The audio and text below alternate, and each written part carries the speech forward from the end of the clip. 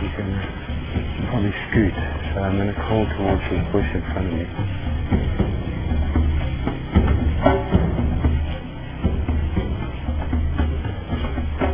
Okay, we've got the undivided attention.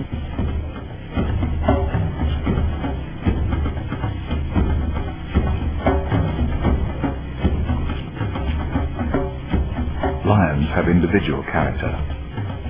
Mike will be meeting the more confident one.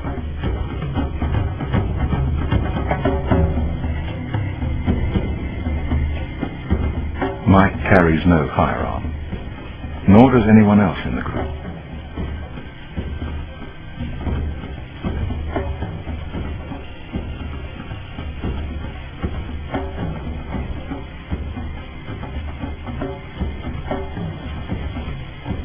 If the lion rushes Mike now, he has absolutely no chance of making it back to the vehicle.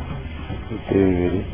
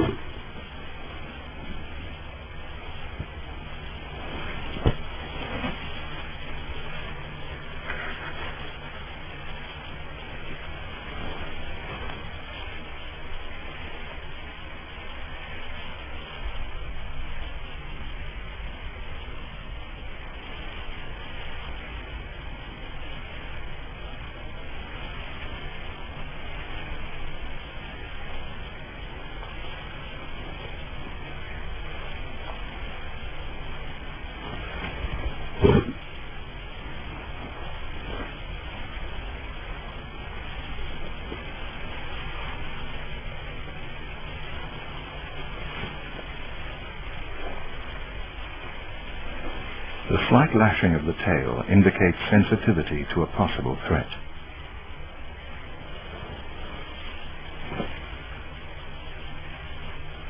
Mike has spoken of floating over the edge of the lion's comfort zone. Whether he can exit safely is another matter.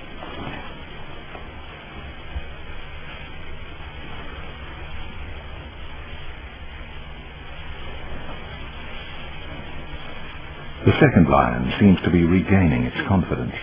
If it joins the proceedings, Mike's situation will become doubly precarious.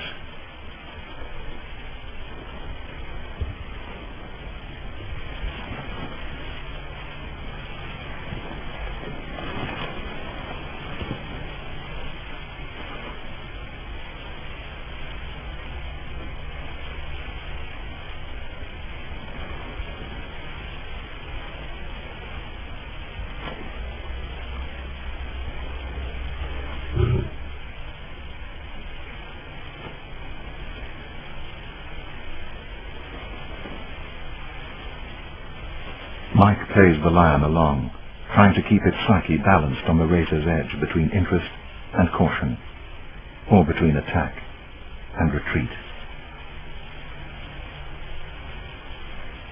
By looking away from Mike, the lion avoids a direct staring match, and at the same time shows its teeth in profile. The pose is partly defensive, partly threatening.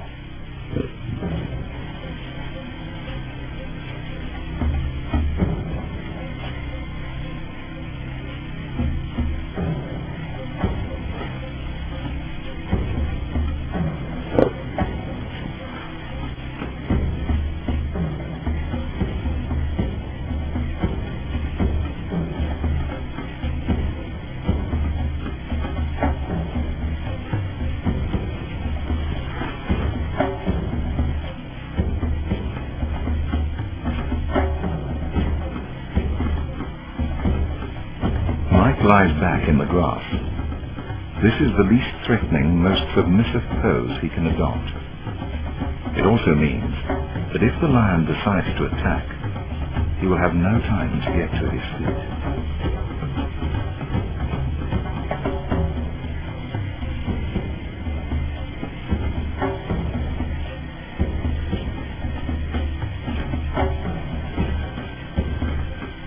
exploratory jab with a paw could remove Mike's face.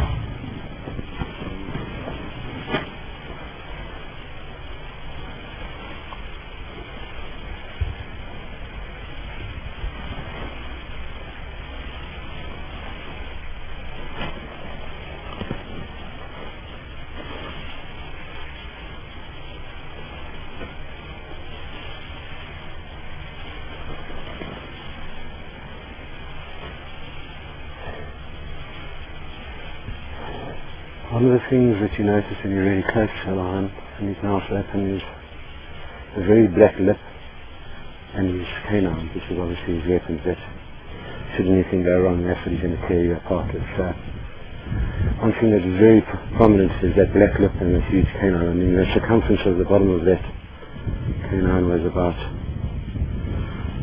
bigger than $1, you know, so very sharp. I could even see the saliva on his lips. And he got very interested in me at the end, came in very close, which probably made him a little more braver than, he was braver than I.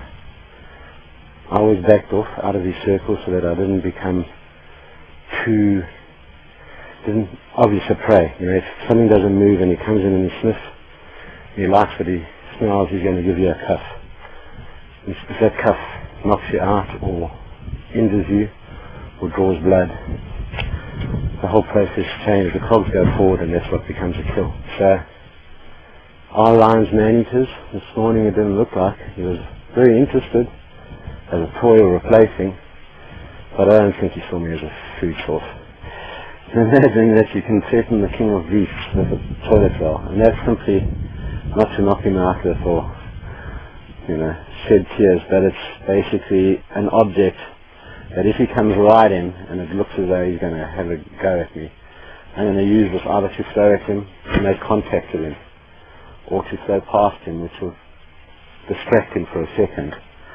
It'll catch his eye, and in that second, that's the second I need to get myself out of the predicament I've just got myself into.